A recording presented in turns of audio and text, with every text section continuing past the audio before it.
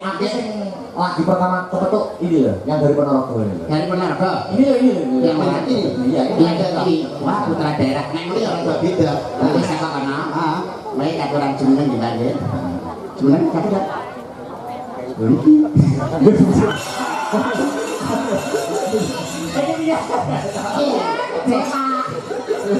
Ngopi kon masak bar. Apa ya? Nah, pripun? Sae. Piye Mas Mandar? Iya.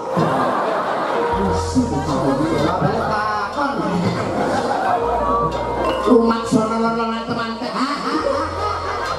Sing kuali sungkem iki lho. Sing sungkem ki manten wedok. Aku ya wedi kualat. Lah kok iso? Wong biasa nyunatno kene kok. Penting aku. Ora apa-apa. Manten kakung sumungkem wonten ngersanipun temanten putri, sanalika temanten putri hangi dak konang anti doki deki njotipun temanten kakung kabeh. Aku betul.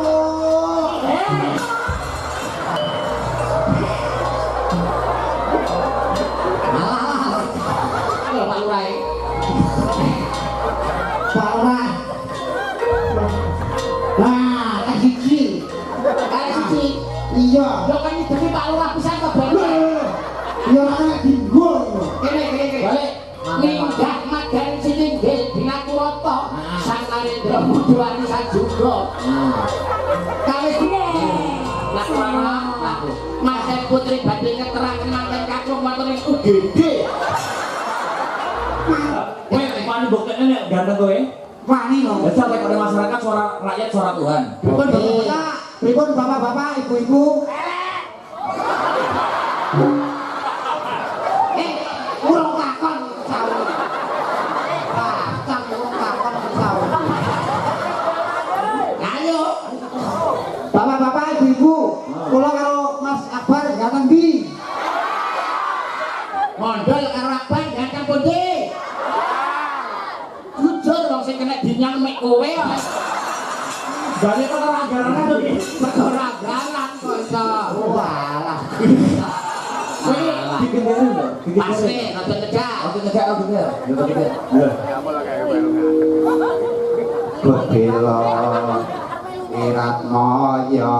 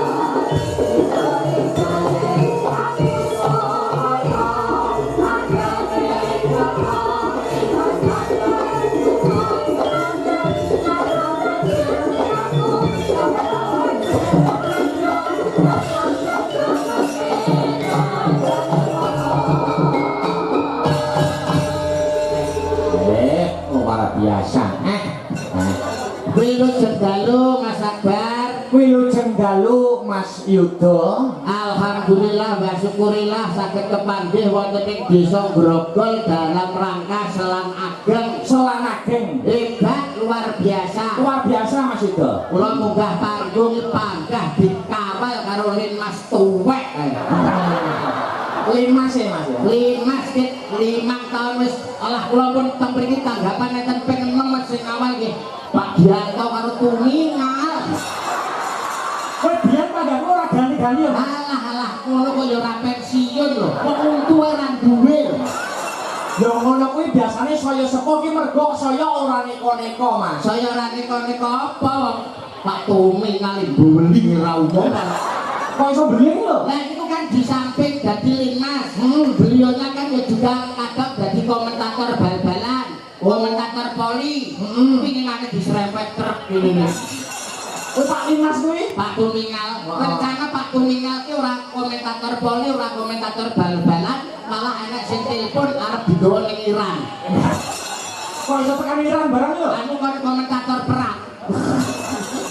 Mulai perang dadak komentator. Ya, Seneng ya Mas ya? Alah seneng ditangga kok. Iya iya. Napa mulai kepanggih kalih dulur-dulur, kepanggih kalih bapak kepala desa Pak Jalu. Pak Jalu Prasetyo. Yaine anteng, meneng, gak kakean ngomong, saking antenge wargane gak ngerti utange piro lho gak ngerti. Ya utangnya ditutup ya masa wong. Tapi sukses Mas, pagelaran Selang Ageng Desa Grogol beda dengan desa yang lain. Sukses, tepuk tangan untuk Desa Grogol. Luar biasa. Piye dijajaki Mas? Masih ke desa-desa saiki lurahe padha pucet. Lah piye to Mas, keterak operasi desa ki dhewe karek ngapa 300 punjul saiki lho. Berarti mau bagaimanapun itu kan kebijakan. Karnaval lancar, Lancar. sepak bola lancar, Lancar. bal-balan lancar, Lancar kabeh. sound system. Heeh. Iki termasuk sound system padha dhewe-dhewe Mas. BPJS iki. Sorry. Iya, Masa jenenge BPJS? BPJS iki. Bayare pisan nggo sesasi. Salah ngono kuwi to. Nah, tapi kompak warga masyarakat mriki. Iya. Wah, panjenengan sing dipilih ning nomor dalan. Amin. Dasare isih enom, muda, ganteng, prestasine luar biasa, wayangane ya apik. Niki lho Mas Akbar dalam ganteng. Tepuk tangan ibu saya. Mas Yudo ya pelawak hebat, pelawak senior. Nggih, loro ditanggap ping 6 teng mriki. Ping 6 to mriki nggih. Mboten kok perkara apik, mboten kok perkara lucu, Pak. Lah perkara apa? Sing gampang dinyang aku tok. Lah, kok panitia tangan. Lek wis gelem, Lah piye to? nek wis nyagu iki aja ngresula. Ora kok perkara nyabi ngersul Mbah Lurah lah nggo telepon mesti nangis sik. Masa lagi-lagi telepon mbok Lagi angkat. telepon. Ora salam sik, ora salam. Ora salam sik. Mas Udo kok kula ditulungi. Ngene lho piye kok saged pripun. Malah iki rencana kula mboten badhe ndakil blas lho. Lho, kok ngono lho? Keterane mandal. Lho, mondol Mas mondol iki. Badhe kula daftarne mudin mriki. Lho, lah kene modine Mudine kosong niki. oh moden Grogol masih kosong. Mudin Grogol kosong nembe sakit. Lah rencana iki kula kan genteni kan potongane wis kaya pocongan to. Omong to, iki 750 temen-temen ae. Jadi nek cenah. Setani modin ku akeh rong dina mati. Ya ora ngono kudune kowe iki bangga dadi mudin. Tapi nek potongan iki ora pantes dadi mudin kok. Lho, lah napa Mas? Pantese sing diteluke iki ya iki. Padahal mayit. Ya ora ya mayit kudune matur nuwun. Kowe wis ping pindho lho nek ngene ditanggap. Oke. Nah, Itu. sing awal ya pangga Hari pasang kuwi. kudune kan sing awal ngono ya. Lah kok malah aku ning arep ngono njaluk tuntun iki beto iki Mas. Aduh. Kudune sing jaluk tuntune malah sampeyan. Yang jaluk tuntun kan wayahe aku. Sing kono golek dalan. Iya, lah kok tak dianto itu nah. Gara-gara pirang digone wis kote. Ora ngono. Wah, iki hebat luar biasa lho, Mas. Alhamdulillah dalu punika masyarakat tumplek-blek Mas. dalam rangka Selang Agung sedekah bumi bersih desa, ngresiki desane lahir lan batine supaya saka Memala, adoh saka Sukerto, caketo ing kawilujengan katentreman lan kabahagiaan Allahumma Amin. ingkang saaturan malih warga Grogol gadah niat-niatipun caos kurma dumateng kaki danyang nyai danyang ingkang mapan wonten ing Grogol pramila dipun sekseni dipun suwuni berkah rahayu wilujeng serinten sedalunipun sangajeng saknggihipun ingkang saaturan malih masyarakat Grogol paring hormat dumateng dinten 7 pekenan gangsal nyamanken kopine kok derek medal malah ngemoni kopi kira pedas. jangan rasanya kok dene ireng-irenge ya. Wah hebat luar biasa niki. Luar biasa. Niki agenda tahunan Mas. Agenda rutin nggih? Agenda rutin. Setiap tahun Desa Grogol itu mengadakan Selan Agung. Artinya apa? Artinya apa? Maknanya apa Pak Yudo? Dan kalau jelas nih. Nggih. Selan Agung itu kan tinggalannya para leluhur, warisane para eyang-eyang ingkang sampun surut ing Kasedan Jati. Nggih. Harus kedah dipun uri-uri, harus kedah dilestarikan. Betul. Napa meneh digelar pakliran wayang kulit. Wayang kuwi warisane eyang. Wayang kuwi jarwa dosake wajibe sembahyang. Ana sing ngarani ringgit Sunan Giri sing nganggit. Dadi iki kabeh mengku filosofi ya, Pak. Filosofi mulane nanggap wayang ngeten iki padha karo ninggali anak putu supaya paham dan ngerti dengan kabudayaan luhur. Iya. Termasuk nandur kebencian, nandur keapian. Mbah wis nate dawuh sapa sing nandur bakal mundur, sapa sing utang bakal nyaur, sapa sing gawe mesti nganggo. Lho hebat Grogol. Falsafahmu ora kena dienggo patokan blas kok. Tak idoni lho iku kok malah. Kok iso ngidul mau piye? Falsafah para leluhur sapa sing nandur bakal mundur. Nek diterok banjir ya mundur. Nek dipangan mereng ya mundur. Oh, Sing utang bakal nyaur. alah kok kowe utang malah minggat. Sing gawe mesti nganggo. Wong duduk kubur kaya arep nggoni dhewe. Wong duduk kubur ora mungkin dinggoni dhewe. Lah lho. Sing ra gawe teko-teko rene ta. Ini iki lho bocah iki. Iki pepatah mbok Pak Yudo to. Iki pepatah tinggalane Mbah biyen lho. Para leluhur, para mintuna, para mumpuna ki wis paring dawuh dengan petuah-petuah seperti itu supaya awake dhewe ngleksanakne. Wong bocah awake mbok nuntun masak bar kae. Lah iya.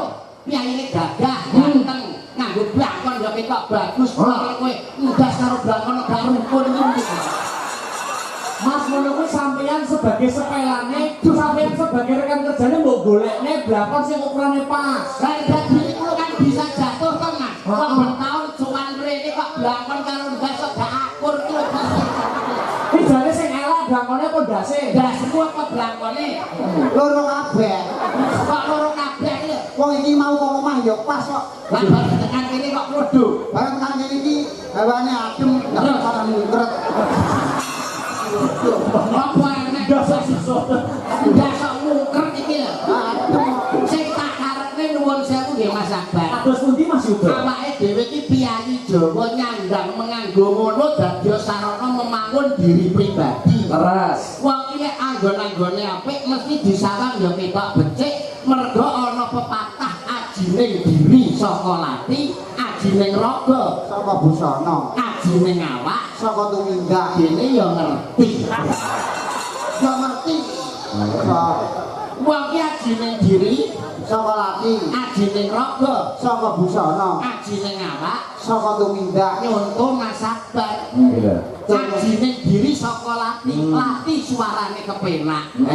Ajining raga saka busana, busanane ya besus, suarane enak, busanane apik, mula payune larang. Rungokno le ora kaya kowe 750 bensin golek dhewe. Berarti nek nganggo klambi apik, Ora besus, payune larang. Suara sing becik, payune larang. ora mesti. Apa iso ora mesti? Kowe ngerti sapi? Sapi kan klamben ora? Sapi ora klamben. Sapi kan suarane piye? Suarane yo wah ngono. Elek apa apik iki? Elek to. Lah sampeyan besare kok sapi siji payu 80 juta. Lah iki jangan besar ngene, payu 80 juta. Kene iki aku ora trimo Mas, disepeleke. Dalan apa dene sapi iki lho. Kok edan kuwi. Wong jeneng mah ora tak cucuk. Ya Allah, suman-sumun selamat.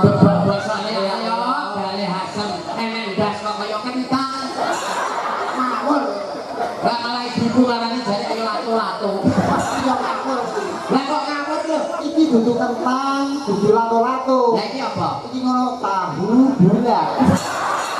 Iki goreng dadaan 500-an langsung kok dilas.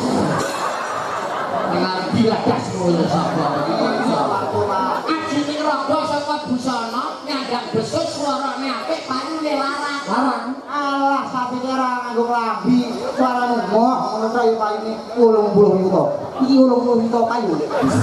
Ora kayu, Mas. Dadi aku patah sing lain Mbok kucek aja mbok bedane antarane menungso karo kewan. Lah iki lho. Nek menungso karo kewan ya tetep jek aji menungsane kok iso. Kok iso aji menungsane? Lah menungso ki makhluk ciptaan Tuhan sing paling sempurna. Duweni akal, duweni nafsu. Lah, mbok padane karo kewan. Menungso karo kewan iki malah jek aji kewan. Lho, iki bocah piye to? Piye to bocah ki no? Wis tak mut lambemu lho. Contone ngene. Wah, walet kae. Heh, Walet ilere sekilo 3 yuta.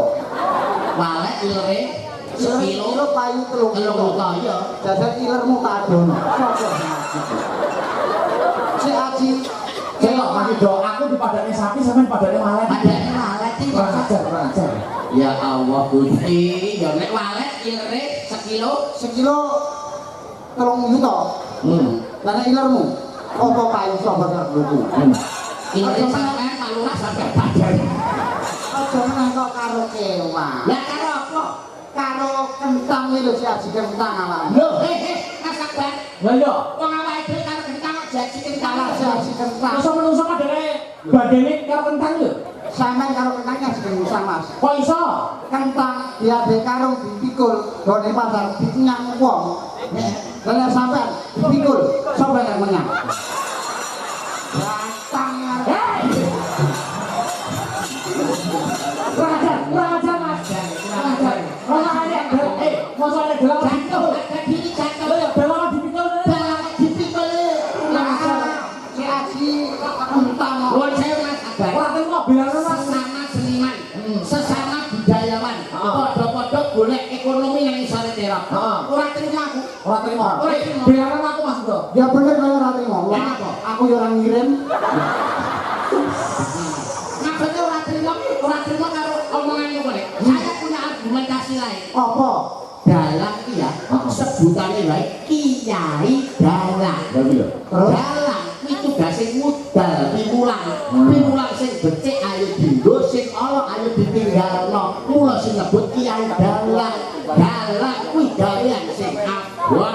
Wong lok-lok ning Abot yo suwengi lho. abote dalang iki apa yang musuhi gamelan?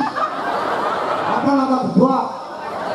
Wah, teko-teko kare nunggu karo. Oh, oleh 50 dinyang ora oleh. Kabeh. Jatuh harga diri ya. Ayo, Apa to? Dalang iki kan melek. jabone apa turu? Jabone ora terus. Nyuara terus, nyuara terus. Nyuara. Lah sindene apa bisu? Wong yo nyuara teko iso. Oh iya iya iya. Wah, Ini lho, ini lho. Ini lho Mas, iki jelasno lho. Ben coklat lele iki lho. Lho, Suwe-suwe tak pakakno lele tenan ndasmu lho. Ini cerita karep lekor saya Mas. Oh, bilang abote dalang iki kok ora perkara usung-usung gamelan, nata debok, ora perkara kuwi Mas. lah perkara apa? Sukses dan tidaknya pagelaran malam hari ini kuwi tergantung dalang. betul nek kuwi. Ora iso. Ora iso. Suksese Pagelaran payaran bunyi ora perkara dalang, lah perkara sapa? perkara genset. Kok iso bisa genset lho? Enak dalange, Heeh. enak yogane, enak singgane, ora enak jensate, arep garingan. Bosok gorokane Mas. Aduh, aduh. Ngalah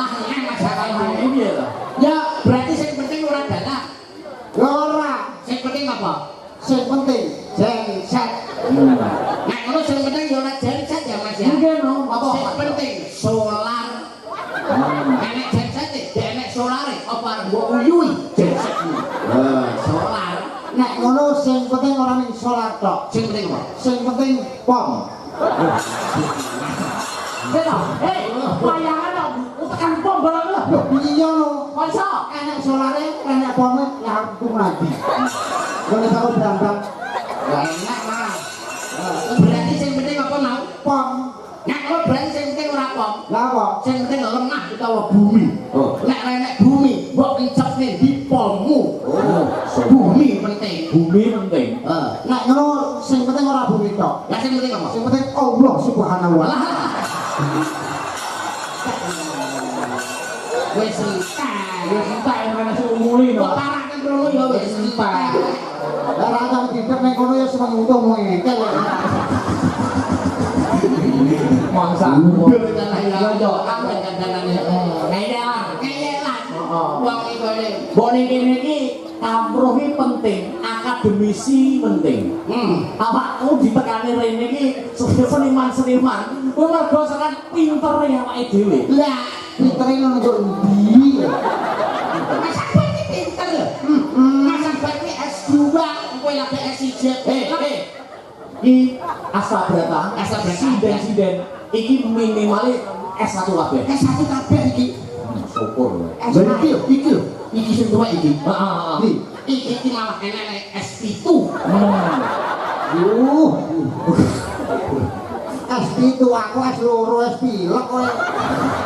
Iki sinden kabeh. Iki sinden sing berkualitas. Berkualitas. Aja mbok anggap sepele. Seniman boleh sebuah profesi seorang seniman. Tapi sivitas akademika, skill dan kemampuannya jangan boleh diadu.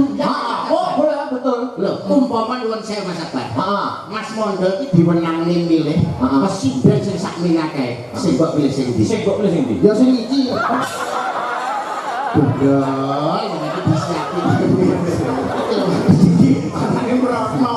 Ya apa sampe tekan kono. Oh, enak milih iki. Kenapa kok enak? Lho, wis kotot, Mas.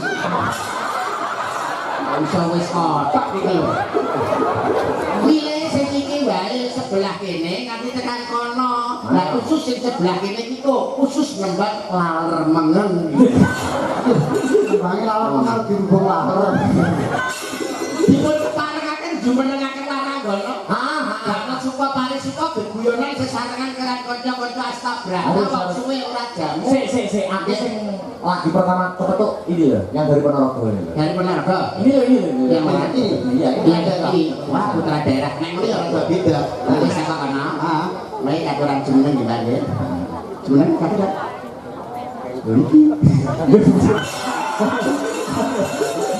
Ini dia. Iya, Deka.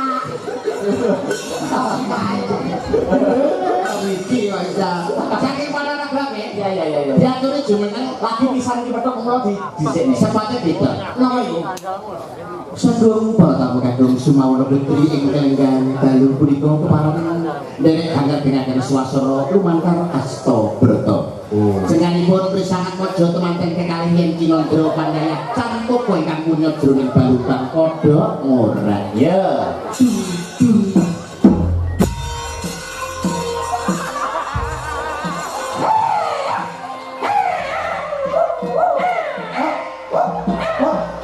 Kayaknya manten diubung kiri wong kidule cukur kok. jago. Sampai saking kono. Aku dari sini. Mantan Yang putri, ini. sampai mantan putri. Oh, iya. Kowe mantan kakus. Paten jumbleng. Mantan kakung. Lo MC, MCU sih harus. lo tak MC nih Mas Mandan. Yo yo. Tak MC ya dia ya. Yeay. Masa? Ya, MC monggo. Wah, yang di wong Sokolo Duma wae kodrat. Pripun Mas Mandan saya nggih? Saya Saya enggak nggih. Saya. Ini Mas Mandan saya. Yo.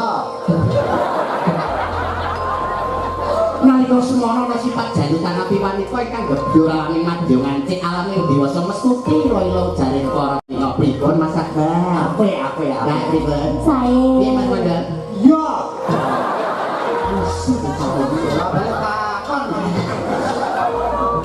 Umat sono lolonan temanten sari mbek arso tetapi tata upacara daud. Mangga keparan lan-lanan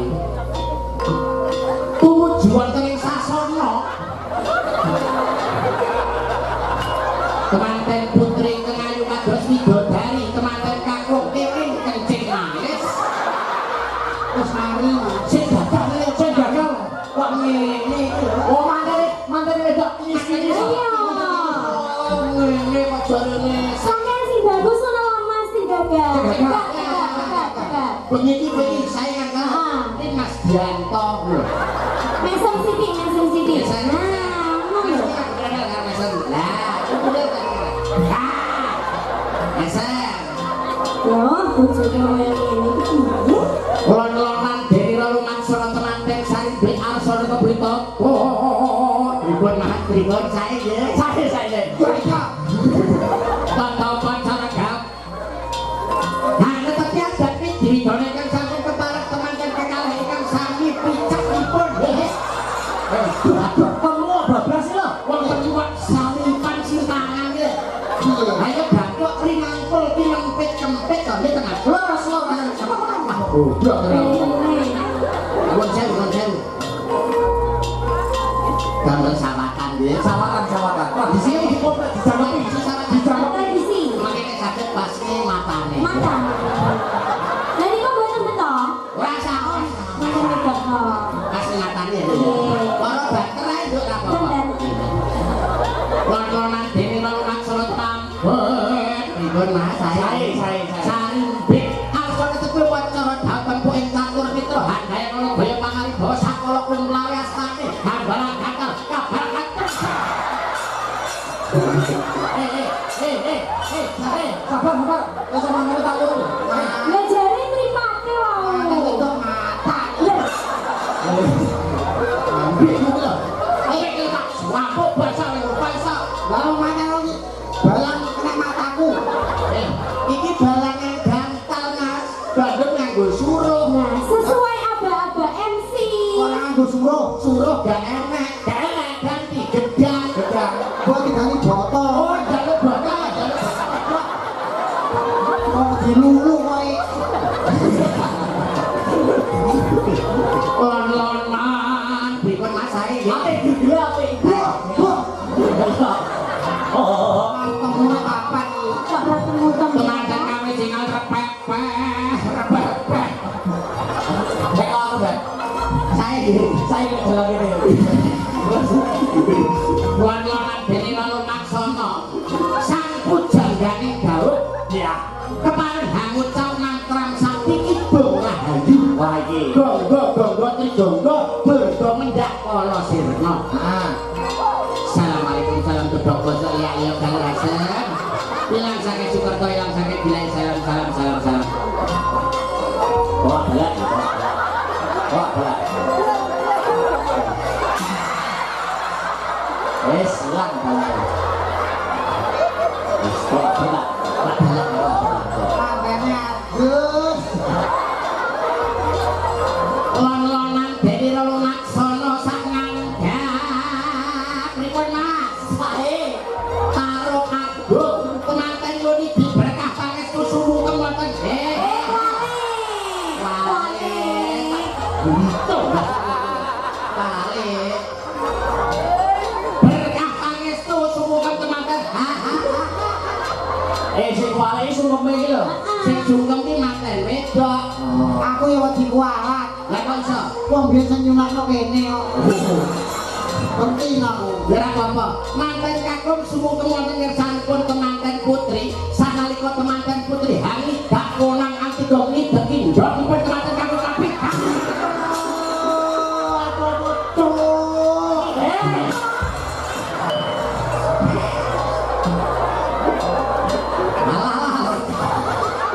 Bahkan terus deteng. Lah yo. piye? Ya apa rasane piye? Bilang lho sudah.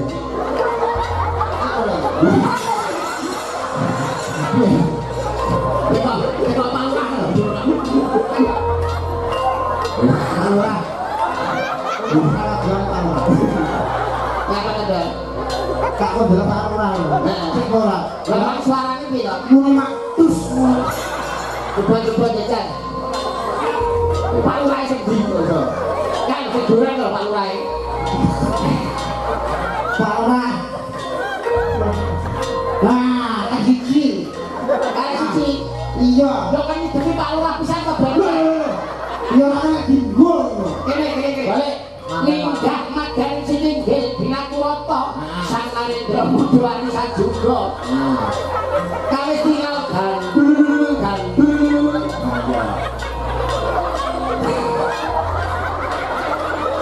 Amit-amit sareng bayi. Ampet lorong. Rumah sana begandengan asta datang digang saring kopi loro sastra. Minggah madani siti bedina turut manten putri. Wale, aku sing gandeng.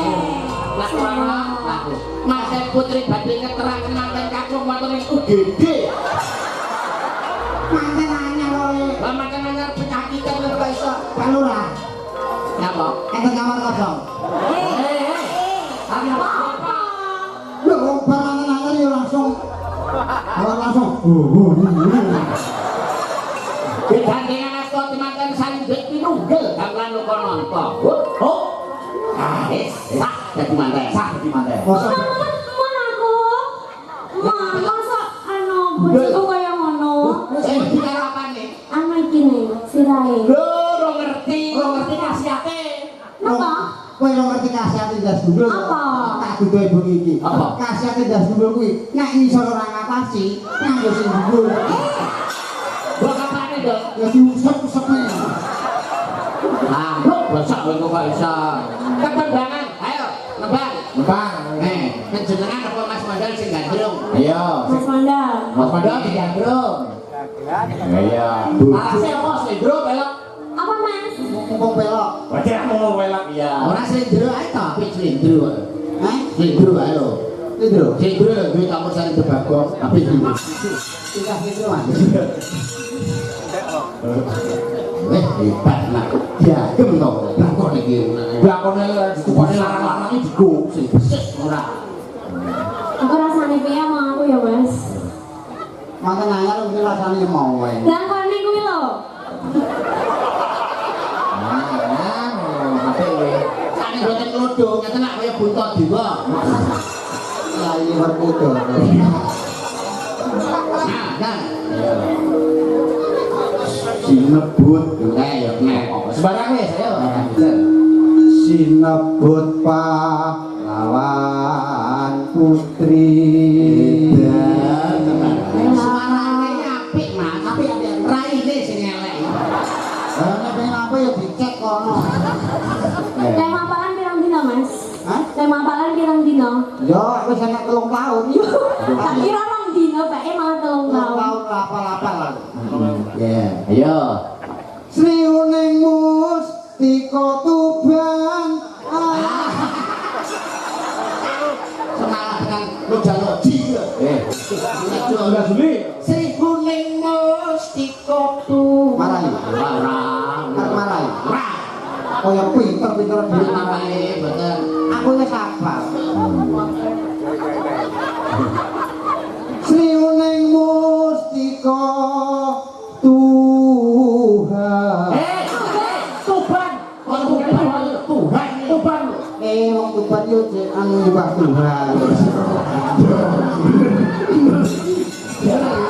Dan ngomongane kok lunyu men ratu tikus sih dan. Betina mangan lumut bener. Ketoke bramane kok kurang. Kurang-kurang. Warem tengah jen. Oh ya. Ngeten saya. Niki nek unsur mudan-mudanan aman. Kok iso? Lambe ra teles, irung ra teles, enek terase. Yo lak diro bengi iki aku. Nyapa? Rai enek empere. Ya. Putra Kanjeng Sira lawe. Alah. Bapak ganteng kaya bebek. Wah, kemayune. Kemayune iki. Alah, maksaku. Ora enek nih. Kamu ngene lho. Ora. Kok enak nih lho. Wes. Tuk komprang. Dok prangkul. Prangkul. Marai. Ora. Wis bener ngono kuwi yo. Ora marai. Njora. Kapuk. Tapok iki. Tapok iki ini di. Iya. Tuk panggung bojone goro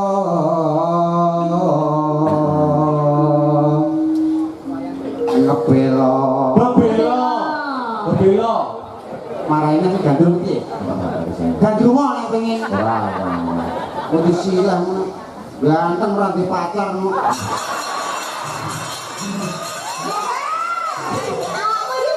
kae lurusane ganteng ora payu-payu Karo kowe wajahe pinten ya? yo mirip to jane Kowe karo Akbar? Mas Akbar? mirip Bacet karo sing Kayak ke kamar mawon ya. iya tengok nonton sing. Oh, maksud ben laire kembar. nah Pripun? Ya, Cak. Kowe wani buktine nek ganteng kowe. wani no Ya, Cak, lek oleh masyarakat suara rakyat suara Tuhan. pripun bapak-bapak pripun bapak-bapak ibu-ibu urung takon sawu urung takon sawu Ayo. bapak-bapak ibu-ibu kula karo Mas Akbar ganteng ndi Mondol karo Akbar ganteng pundi? masa ganteng Akbar Mana ngono suara apa lho? Sebelah mana? Becal. Sebelah mana apa piye? Sing sebelah mriki. kula karo Akbar ganteng ndi ae padha karo kami padha kok sing punya tok tok sing elek Mana Pak Lurah? Pak Lurah, Pak Lurah. Pak Lurah Heeh. kula karo Mas Akbar ganteng putih Pak Lurah padha Oh, waduh, bagus. Pak Lurah iki jujur Ora perkara jujur wong sing kena dinyang mek kowe kok. Balik ke anggarannya tuh iki. Perkara galan kanca. walah kalau aku bae men sing enak dinyang aku tok Ah, Ayo, wis serang.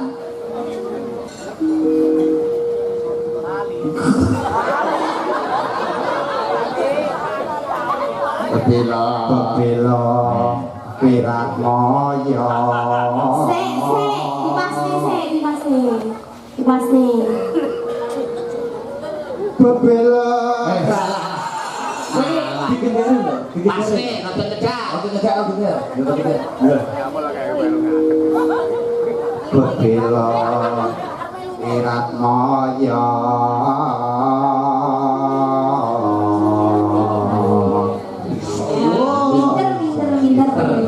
Pinter ya ini. Pangburung. mana ini Ora. Panmurung sriuning gundul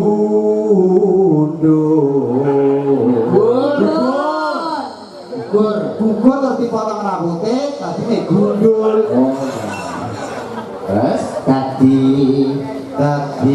kusumane bangsa